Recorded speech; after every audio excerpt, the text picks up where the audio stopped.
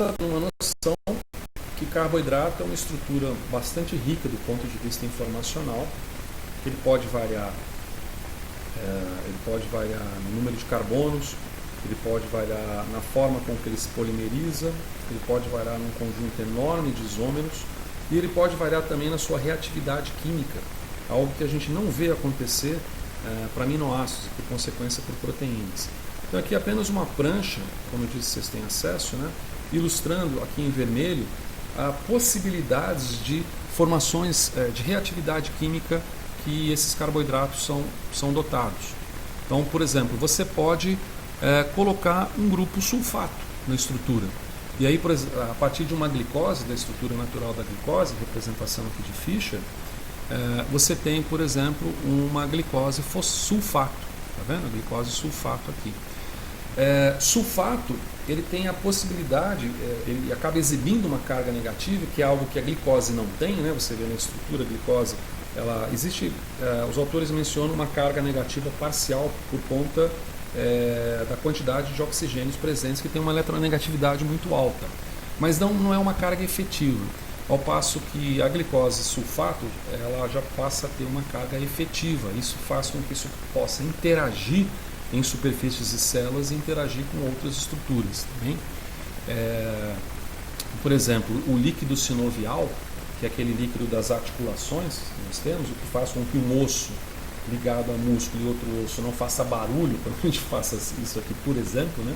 Você tem um líquido na junta sinovial, ele é formado por açúcares ricos em grupos sulfatos para captar ou interagir ionicamente com a solução que está lá, inclusive com grupos de carga positiva e até com cálcio.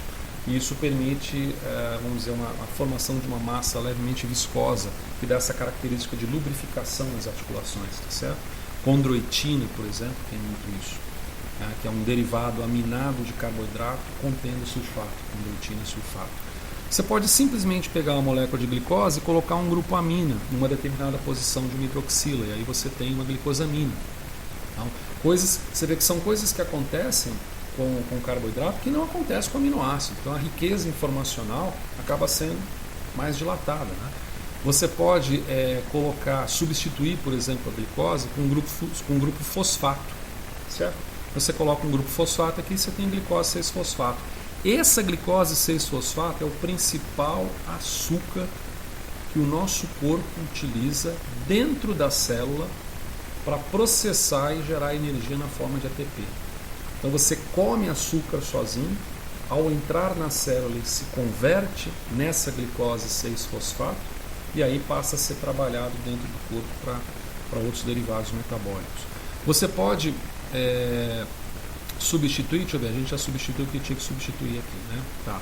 Você pode oxidar e reduzir carbonos em pontos diferentes.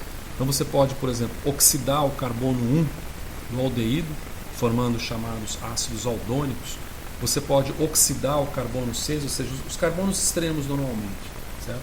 Aliás, fosforilações, reduções, oxidações costumam acontecer, principalmente fosforilações são carbonos extremos. Primeiro você fosforila o último, depois o primeiro, ou o primeiro, depois o último, depois intermediários. Porque tem isso, o carboidrato ele pode ser fosforilado em mais de um, esses eventos podem acontecer em mais de um carbono. Então, se fosforilar, vamos dizer assim, se sulfonar já era complicado e não tinha para aminoácido, a possibilidade de você ter mais de um ponto aumenta, né? Uma coisa importante que eu esqueci de falar, né, nesses pontos de carbono e que gera atividade óptica do carboidrato, o carboidrato tem atividade óptica porque ele tem centros quirais. Então se você vou pegar aqui, vou até mudar de cor para representar isso, tá? Você tem centros, eu mudei de cor, mas também não sei onde é que foi parar o pincel, está aqui, ó. Se você pegar um determinado ponto aqui, um carbono, o que está acima, abaixo, à esquerda e à direita, falando didaticamente, não quimicamente, são estruturas distintas, o que permite ter um centro quiral. Então, à medida que você vai descendo, você pode ter mais de um centro quiral no carboidrato, né? Você pode ter mais de um centro para desvio da luz plano polarizada. Mas a gente estava falando de oxidações e reduções. Então, veja que você tem vários pontos aqui em que você pode reduzir ou oxidar. Aqui, em particular, bem interessante, na minha visão, pelo menos, é que você pode pegar a formação do último carbono e formar uma deoxiglicose aqui, ó, metilando a estrutura. Essa deoxiglicose, se você já ouviu falar em ácido deoxirribonucleico, ou seja, DNA, é isso aqui.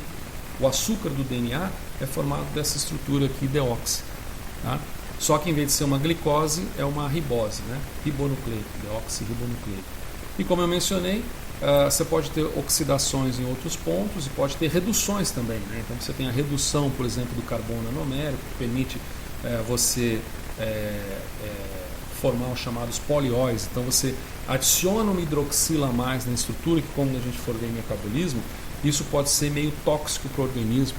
Porque se você bota uma hidroxila a mais num carboidrato que já ama fazer ligação de hidrogênio com água, porque ele está recheado de hidroxila, colocar uma hidroxila a mais significa aumentar a possibilidade ainda mais de fazer essas ligações com água. Se você tiver um defeito numa enzima para desconstruir isso, você pode acumular muita água no tecido e formar sistemas que são sistemas edemaciados.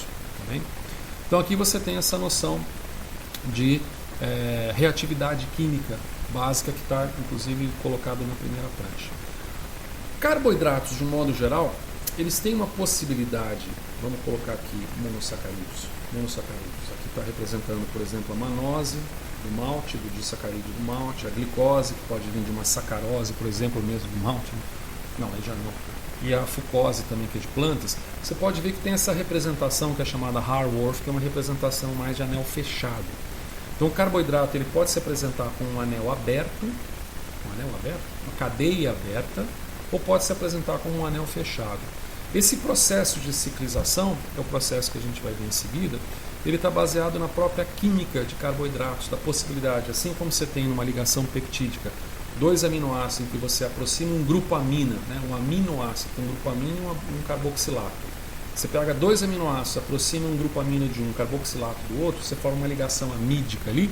O carboidrato possui alguma coisa parecida para fazer essas ligações, mas que na verdade são ligações do tipo M-cetal ou ligação do tipo acetal, que é o que a gente vai mostrar agora